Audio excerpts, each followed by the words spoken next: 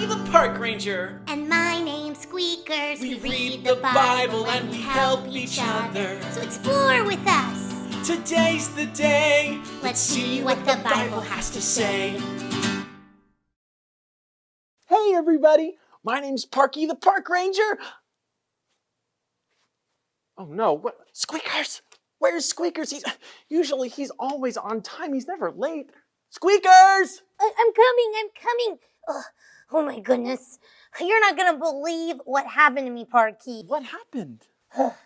So, there was a giant tree in the woods, and it fell down, and all these animals were crowded around. It was a major traffic jam. Oh no. I know, I'm so angry that I'm late. Normally, I'm very punctual. Well, I can understand that, but I'm just glad you're safe because think about this, Squeakers.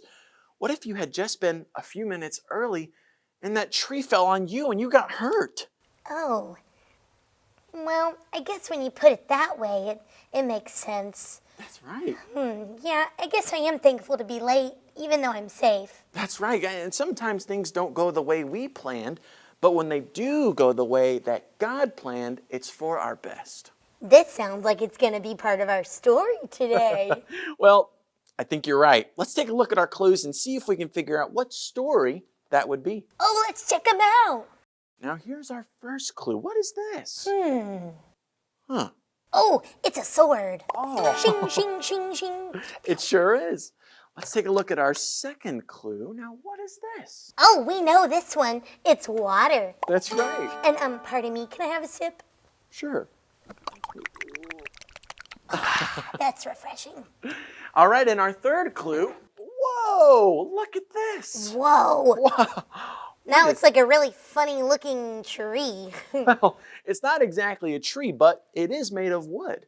This is a staff. Ooh, a staff. That's right, and a staff can be used to herd sheep or even to help somebody walk. Okay, so we have a staff, we have water, and we have a sword. What's the story about? Our story today is the story of when Moses parted the Red Sea. Ooh, Moses! I love this story. I love it too. Will you help me tell it? Oh, I would love to. And can you guys at home help us tell the story of Moses?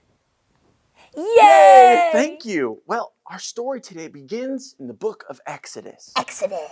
Now, Exodus is from the Old Testament, which means this is a long time before Jesus was on the earth. A very long time. And it begins with that man, Moses, and God telling him that it was his job to lead the Israelites out of Egypt. That's a very big job, Parkie. It is, because here's the thing. The Israelites were slaves to Pharaoh and all of his Egyptians in Egypt. So it was not going to be easy to free them. No, not at all. So Moses told the Pharaoh, "Let my people go." But Pharaoh didn't want to get rid of his slaves, so he refused.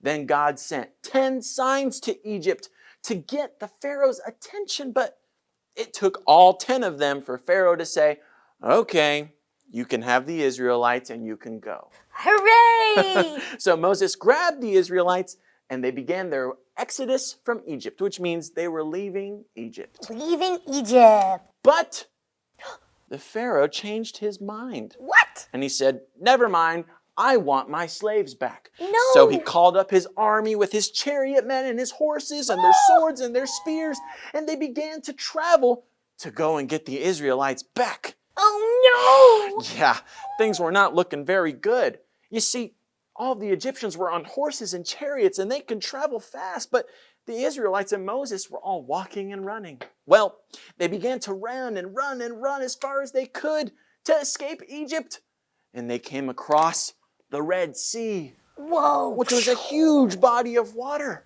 So what were they going to do? Well, they didn't have a boat. They didn't have a plane. They didn't have a car or any way to get across.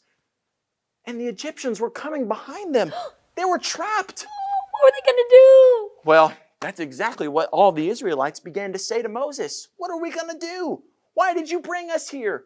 Things are not going the way that we planned or that you planned, and now we're going to become slaves again."